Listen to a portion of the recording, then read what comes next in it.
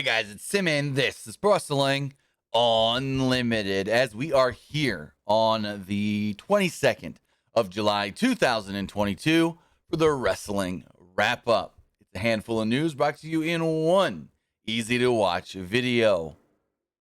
Now, today we've got a number of stories to talk about, including the big news of the day, Triple H, but we have in total 1, 2, 3, 4, 5, 6, 7, 8, 9 maybe stories that we'll be talking about. Again, we're going to talk about the big news today. Triple H named once again EVP, Head of Talent Relations. Some backstage news on Liv Morgan's current push. Sami Zayn dealing with injuries. A top AEW star suffered a broken nose. Why is WWE just sending more guys to NXT or AEW and so much more? But with that, I want to say thank you for joining me here if you're watching live, twitch.tv/PW Unlimited. Also want to say thank you if you're watching later or listening later, whether that's youtube.com/Pro Wrestling Unlimited or podcast services all around the globe like Stitcher, Spotify, Anchor, iHeartRadio, Google Pod, Apple Pod, and so much more. With that, if you are watching live on Twitch, you can help us out a couple of different ways.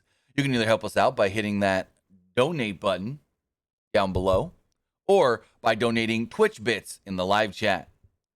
Also, remember, you can help us out by subscribing to the channel one of two different ways. You can either subscribe with a tiered subscription, just like Rosario9248 recently did, or if you say, hey, I ain't got the actual funds to do it like that, but I do pay for Amazon Prime, well, you're in luck. Because if you've got Amazon Prime or know somebody else that has Amazon Prime, you take that Amazon Prime account, you take that Twitch account, you link them together, bada bing, bada boom, you're Prime Gaming. Prime Gaming gives you a lot of cool things, like free games, free stuff for games, and they always give you one free subscription to any Twitch channel you want to subscribe to throughout the month, and I'd greatly appreciate it if you did so right here, Pro Wrestling Unlimited. But remember, it doesn't have to just be your Twitch or your Amazon account. It can be your mother, your father, your brother, your sister, your grandma, your grandpa, your auntie, your uncle, your best friend's wife, your best friend's wife's mother's boyfriend's sister. It could be anybody's. It could be anybody's Amazon Prime account. But on the flip side, if you follow us over on YouTube, you can help us out over there as well by hitting that join button. Hit the join button below to become a channel member. As a channel member, you get early access to news, early access to podcast episodes, early access to non-news videos, early access or just access to all of our graphics packages for main WWE and our AEW shows, and much more. Also, remember, you can get all of that, but more directly support us and have it all easier to manage at patreon.com/PW Unlimited. Also, remember, well, head over to the Epic Game Store. Head over to the Epic Game Store and buy something, whether that is a new game, whether you're buying an old game, whether you're getting bucks for Fortnite, Rocket League, or Fall Guys, or you're just claiming the free game. It's going to ask you if you have a creator code, and you do. That's creator code PW. This way. It's reversed on my screen. PW Unlimited. Again, that is PW Unlimited. Use the code on the Epic Game Store, and you will be supporting us without having to spend any extra money. Again, all you got to do is go buy something, whether that's a new game, whether that's an old game, whether that's bucks for Rocket League, Fortnite, or Fall Guys, or anything else. But with that, let's jump right into it and talk about the biggest news story of the day. So this morning, WWE sent out a press release about an hour before I woke up because, you know, they're on that East Coast time. I'm on that West Coast time. I woke up a little before 8 o'clock p.m. or 8 o'clock a.m. Pacific time. And I've gotten, 7 DMs. All with the exact same tweet sent to me.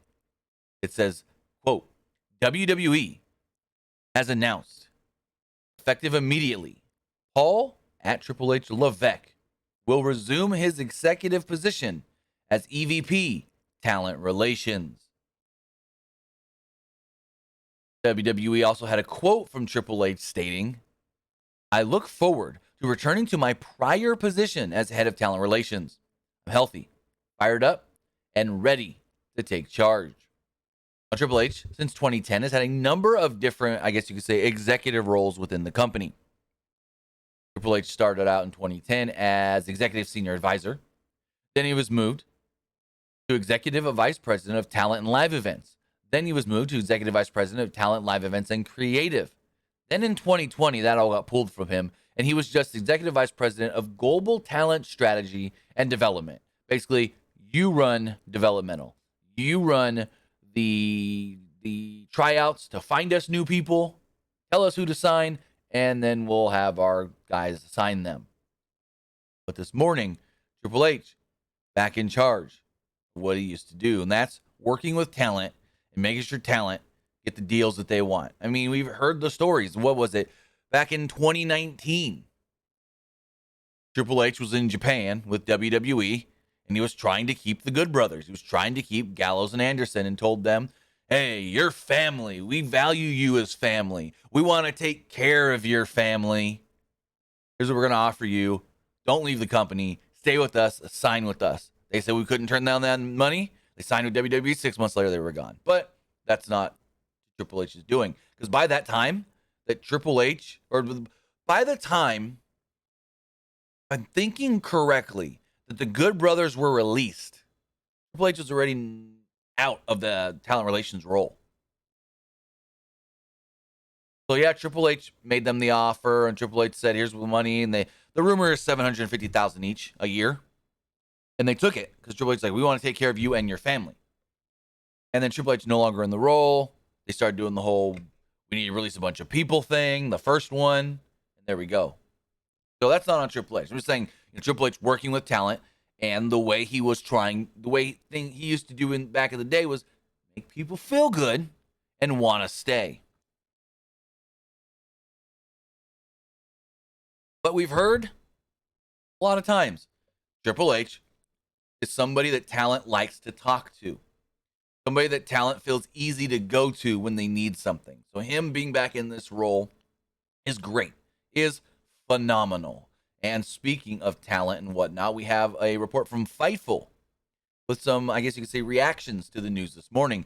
Fightful wrote the following.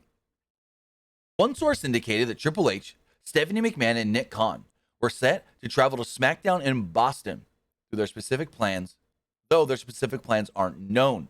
SmackDown in Boston, that's tonight. Several times when major shifts like this happen within the company, those three particularly hold a talent meeting. We were able to confirm that as a result of this move, Bruce Pritchard is now finished with his interim talent relations role and will resume his job in creative. There were some concerns among talent over having someone with someone work both of those spots, but haven't heard that things weren't anything but smoothly thus far. The move also signaled the widely expected confrontation that John Laurinaitis is effectively done with the company. Laurinaitis is being investigated in relation to the Vince McMahon Wall Street Journal sexual misconduct story, and many expected Laurinaitis to be the quote fall guy to come from it. The report also goes on to say we spoke to talent about this move, all of whom said that they got along with Triple H. One talent said that they weren't sure why Triple H was ever removed to begin with one more saying that he'll likely need to adapt to what the new vision of talent hiring is, opposed to his vision that became clear during the NXT Black and Gold. Another long-term talent said that they're happy for this move, as Triple H is approachable and gets back to talent, understands what they're going through, and doesn't give them the "we'll see" answer. So Triple H, who is now officially retired from in-ring competition, working backstage in his old role of talent relations, the guy that signs talent, the guy that re-signs talent, the guy that approves when you need time off. And like it said here in this report from Fightful, one long-term talent said that he is very approachable. And that's stuff we've always heard. As far as Triple H, Stephanie, and Nick Khan being at SmackDown tonight, outside of this report, we haven't heard anything on that, but it doesn't sound out of the realm of possibility. So Triple H back as head of talent relations is good to see, because having somebody in that role, I believe, with the executive experience and the I've been a talent in this company experience is good because you go, okay, this is just some executive guy that's never worked as a wrestler trying to tell us how we need to be, how we need to act, and how we need to, what's the word I'm looking for? Expect, when getting contracts and stuff. No, it's Triple H, somebody who been in that company for, when did he start? 93, 94, Triple H. So it's great to see Triple H is back in this role, and it's somebody that the talent trusts and somebody that the talent knows, for the most part, may have their best interest because he was one of them. Not like Johnny Ace. You go, well, Johnny Ace used to be a wrestler. Well, Johnny Ace hasn't been a wrestler for like 3 decades. I mean, Johnny Ace wasn't a wrestler when WWE bought WCW. He was head of talent relations in WCW, and then they brought him in. They were like, "Oh, you're just going to go back to this role. You're going to keep you. You're going to do da. So, Johnny Ace hasn't been a wrestler for a long time, so he was kind of out of the loop when it came to talent trusting him as far as, oh, well, you know what it's like to be one of us. Because Johnny Ace hasn't worked as a talent since, let's see. Johnny Ace hasn't worked as a talent since, and I'm not talking about the people power and all those stupid handicap matches. He hasn't worked as a talent since 2000, technically. I mean, I thought it was longer than that, but I forgot about that last run in All Japan. I really did. Wow, okay. I literally forgot about his late 90s run in All Japan. Jordan, I'm not counting 2005 because, again, we're not counting the people power stuff and all that.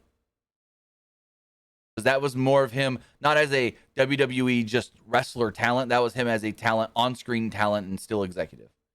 Wow. I really forgot that he worked this much All Japan throughout most of the 90s. Interesting. I thought it was like mid-90s he was done. Huh. Shows how much I know about John Laurinaitis.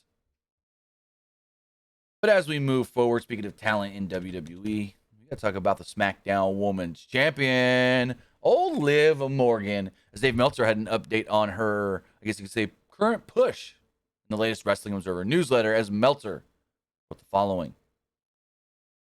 According to Dave Meltzer, in the latest Wrestling Observer newsletter, Banks and Naomi's walkout on May 16th opened the door for a new top-tier woman's babyface on the SmackDown brand, and WWE management felt the time was right to pull the trigger on Liv Morgan. Meltzer described the situation as Morgan getting, quote, the pick of the draw when WWE decided to push a new superstar. Excuse me. Furthermore, Morgan's popularity with the crowds also helped her case to receive the ongoing push. So we all do know that, going into, what was it, Hell in a Cell, they wanted to push Sasha Banks on the SmackDown side to challenge Ronda Rousey and this and that, and we don't know what it would have came after that. Maybe Liv still could have gotten a push, but the word is that because Sasha and Naomi walked away, they needed a new babyface, and boom, Liv was kind of the one there that was getting the best babyface reactions of somebody that wasn't already being pushed. They wanted to push somebody different because, like with Sasha, they hadn't, other than putting the women's titles on her, the tag titles on her and Naomi, they hadn't pushed Sasha as a singles competitor in a while, and they were going to push her as a singles competitor even though she had the tag titles. That's a whole other story at around this time.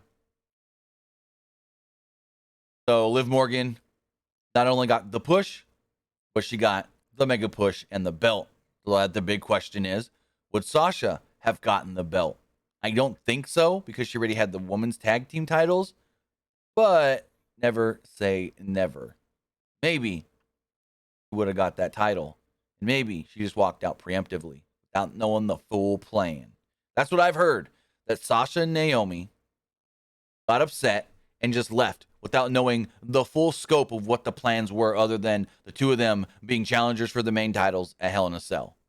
But that there could have been more, and they didn't want to listen. And they didn't want to, stay to figure that out, I guess you could say.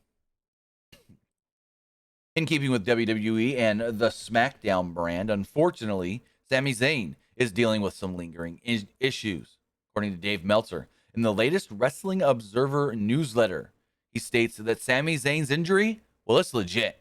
Remember, last week on SmackDown, was it SmackDown? I think it was SmackDown. Maybe no, Raw? I know he was on Raw, but was it SmackDown as well? We saw Sami in the sling. I know he had the sling on Raw. He had the sling. Maybe it was last week on SmackDown. Can't remember 100%. No, it was a sling.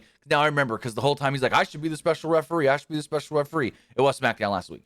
The first time we saw Sami in the sling, and apparently he's dealing with a number of injuries. The report goes on to state that it is not believed to be major, though, and WWE officials are hopeful that he'll be able to wrestle again within the next few weeks. However, the injury would presumably take him out of the mix for a possible match at SummerSlam a week from tomorrow. SummerSlam a week from tomorrow. His injury may keep him out of the ring for now, but it won't keep him off WWE programming. Zayn confronted Theory this last Friday on SmackDown and then again on Monday Night Raw. Also, speaking of Sami Zayn, today WWE posted a new episode of the Broken Skull Sessions with Sami Zayn. I'm so excited to see this. I can't wait to watch it. Sami Zayn is amazing. I'm very interested to see how far back in his career they do go and talk about. Do they talk about El Generico? I sure hope so. Like, ask him, why'd you want to be a masked wrestler? I hope they go back and talk El Generico and whatnot. I haven't seen anything. Like, I haven't loaded the episode up or watched any of it. And I haven't seen anybody talking about it really on social media either. Whether that's just because I haven't been on social media much this morning or because no one's talking about it. I don't know. But Sami Zayn is expected to be out of action for the next couple of weeks, dealing with a couple of lingering issues. But before we talk about more injuries, we got to talk about the sponsor of this video. Well, that would be Manscaped.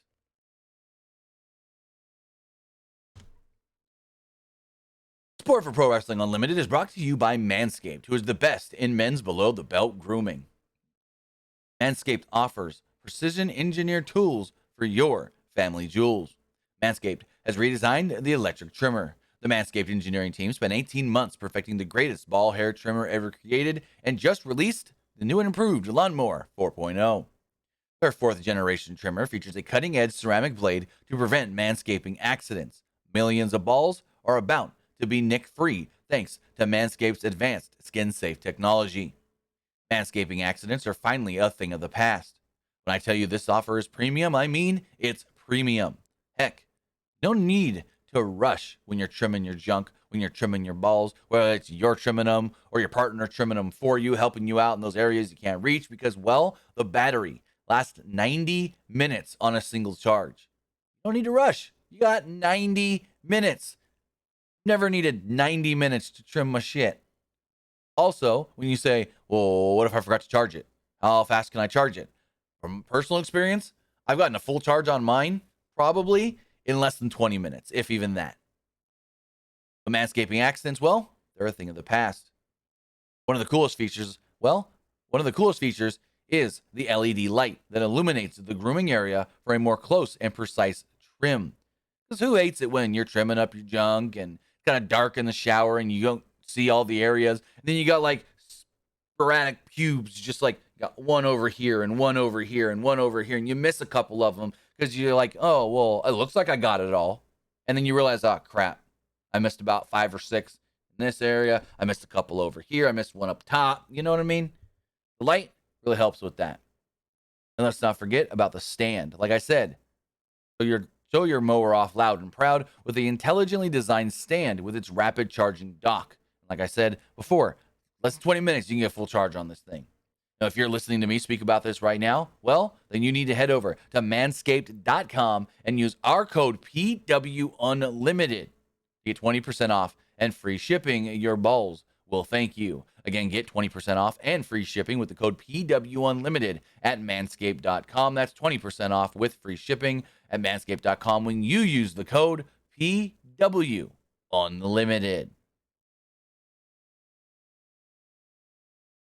As we go forward and we talk about more injuries, we got some AEW injuries to talk about. Yep, more AEW injury talk, where according to Dave Meltzer in the latest Wrestling Observer newsletter, it looks like Santana, who suffered an injury back at Blood and Guts, is expected to miss at least 8 months of action.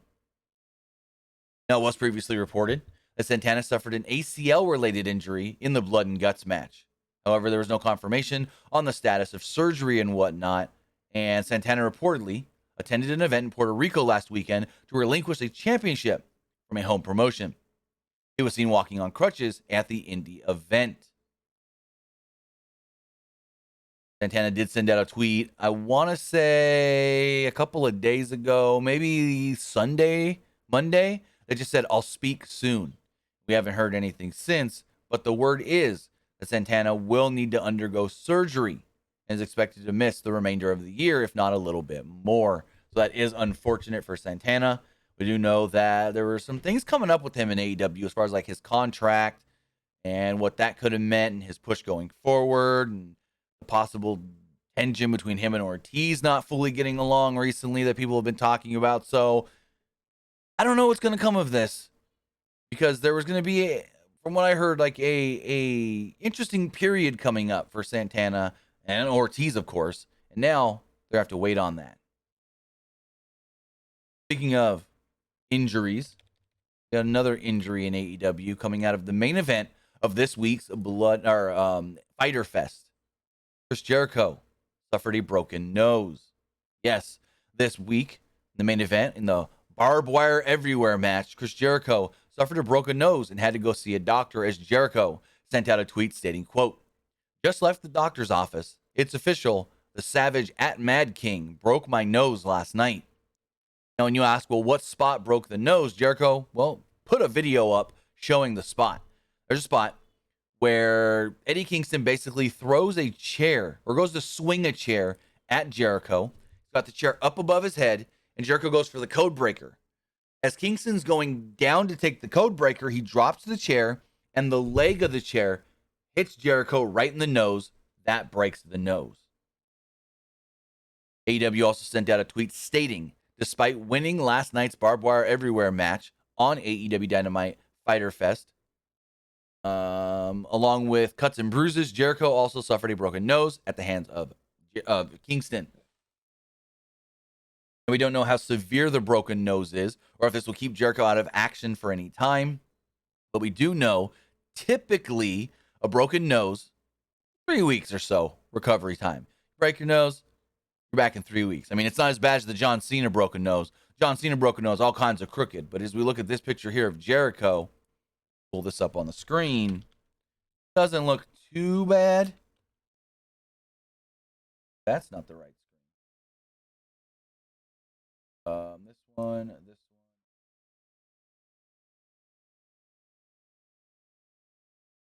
Down. There we go. It doesn't look too bad. Doesn't look too bad. If you remember the John Cena one, that nose was all kinds of crooked. And there's no like black and blue bruising around the eyes. That's another thing. When you have a serious broken nose, under your eyes and all around like the bridge here and like going like this, usually is very bruised. That's another thing that makes me think it's not that severe.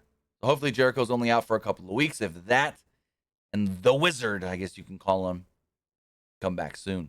I mean, broken nose, as long as he's careful, could still be on TV every week. Just maybe not competing. Speaking of Chris Jericho, who is Canadian and also part of AEW, we got some news on Tony Khan looking to go to Canada, and more specifically, Toronto. Dave Meltzer noted in the latest Wrestling Observer newsletter that while the company is working on running an event in the city of Toronto, it's not yet clear what venue it would take place in. Quote, AEW has at least started work on the idea of the Canada debut in Toronto. It's not yet known when and what arena they would run. Now, in Toronto, WWE normally runs the Scotiabank Arena for television and pay-per-view events. I know coming up in August, WWE will be running the Coca-Cola Coliseum, but that's for a house show. That's the home of the AHL's Toronto Marlins, or I think it's Marlins. Also, we do know that WrestleMania 6 and 18 took place in the now known Rogers Center, formerly known Skydome, which is the home of the Toronto Blue Jays. Now, Meltzer also wrote, if the debut should be a Saturday night pay-per-view in November, they may want to take the chance of the Rogers Center, the former Skydome. I don't think they can get 50,000, but people in the market tell me they believe they can get 30,000. More likely, they'd play it safe and run Scotiabank Arena. That's the thing. A lot of people have criticized Tony Khan when they go, look, we see the numbers of how many people signed up for ticket information. We see the numbers of how many people tried to get tickets before they sold out for these big AEW events. Why aren't you running bigger buildings? And Tony Khan always says, you got to err on the side of caution. We book the buildings we book just in case that interest at one time is not there. Like, what was it? For Arthur Ashe, they did like 20,000. But the rumor was that 30,000 people tried to buy tickets for that show.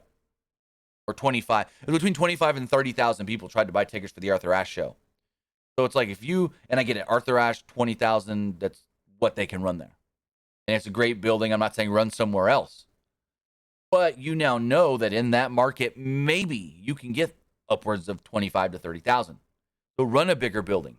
Why aren't they running the, I don't know, not Allegiant Stadium, but the college football stadium in Las Vegas? Why don't they go and try to run?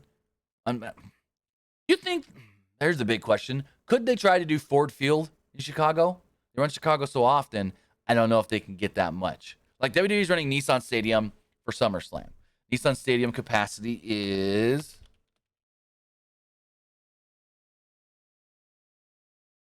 Nissan Stadium capacity for a concert is 69,000. WWE is hoping to get between 30 and 35, maybe 40. That's their goal. So, because I know Kenny Chesney did a Nissan Stadium show with like almost 70,000 people. But as far as wrestling goes, like WWE says, we go to a stadium and we do 30, we're happy with that. They're not over here saying, because what was it? I mean, take WrestleMania this year, for example. AT&T Stadium. Last time they were there in 2016, they did 90,000, 95,000. This year, 2 nights in a row, they did 60. They said that was a success. But we'll see what happens with AEW going to Canada. But Tony Khan does want to run in Canada. He says he loves the city of Toronto. And it's just a matter of time before they finally cross that border up north. Speaking of Tony Khan and AEW, looks like AEW has signed another former WWE superstar. So we saw last weekend at the Dark tapings, Cole Carter, the former Troy Two Dimes Donovan, worked at the Dark tapings at Universal Studios Orlando, Florida. Then all of a sudden, randomly on Tuesday, we get the announcement of the FTW Championship will be on the line this week on Dynamite when Cole Carter challenges Ricky Starks. And I'm like, what? Okay, that's weird. Putting this guy on your TV after WWE just released him less than a month ago for failing a drug test. What? And it's not even he failed a couple, so they released him. It was his first offense after not even being with the company for a full year. But we do have an update on Cole Carter possibly being signed by AEW from Fightful stating, Fightful was told by multiple sources on Thursday morning that Cole Carter was, quote, under an AEW deal after his showing against Ricky Starks for the FTW title on the July 20th AEW Dynamite, with Carter telling some AEW talent of the news. When we poked around, we were told that it was likely a tiered deal. That means in AEW terms, tiered deal, short term, more per appearance. Like, you know how many appearances you're going to be. There's multiple tiered deals in AEW. And one of them is we're signing you not to X amount of years, but X amount of days. And you're going to get paid X amount for each time. Sometimes these are X amount over 6 months. Sometimes these are X amount over a year. Sometimes they're just X amount over however much we need you. But that's stability. Knowing you got this much money guaranteed coming in, that's called stability. Now, again, Carter performed under the moniker Troy 2 Dimes Donovan in NXT and was released last month in June by WWE for failing the wellness policy. WWE then basically, killed him. They said that Tony D'Angelo killed him, threw him over the bridge, and he was swimming with the fishes. But this is an interesting one that they have signed because we don't know the substance of what he failed for in WWE, but it was bad enough for WWE not even to give him a warning, just to say you're gone. Maybe we'll bring you back in a year. And then Tony Khan snatch him right up. But speaking of Tony Khan signing people, Tony Khan signed a top tag team, the Ring of Honor. Yesterday, Tony Khan was on the Ring of Honor Death Before Dishonor media call. He was asked by, I want to say it was Sean Ross Sapp of Fightful. We see that you've got wrestlers working on ROH, but under AEW. Are there anybody that is signed exclusively just to Ring of Honor? And Tony Khan said, quote, the Briscoes are a great example of that. The Briscoes are under contract to Ring of Honor, and they are under long-term contracts. And I think there are some other developmental wrestlers. But really, the key, probably the biggest names that are exclusively signed to Ring of Honor are the Briscoes. They're some of the biggest names in Ring of Honor history, and they are Hall of Famers. There are some others, but I think those would be a great example of the key act where they haven't really appeared in AEW yet, but they're signed to Ring of Honor and me. So there we go. The Briscoes are exclusively signed to long-term deals with Ring of Honor under Tony Khan, or whatever that means. Because, it's weird that he says this is a separate company. Everything's running, it seems, out of AEW. Yet, they're building up, because they don't have weekly television yet, they're building up the Ring of Honor pay-per-view through AEW television, yet the Briscoes are not allowed on AEW television. If you don't know the news or the story, there's Jay Briscoe said some insensitive, homophobic things back in 2010. He's apologized for them since. But because of those things 12 years ago or so, Warner Media or Discovery Warner does not want him on their programming. Can't have the Briscoes on AEW television.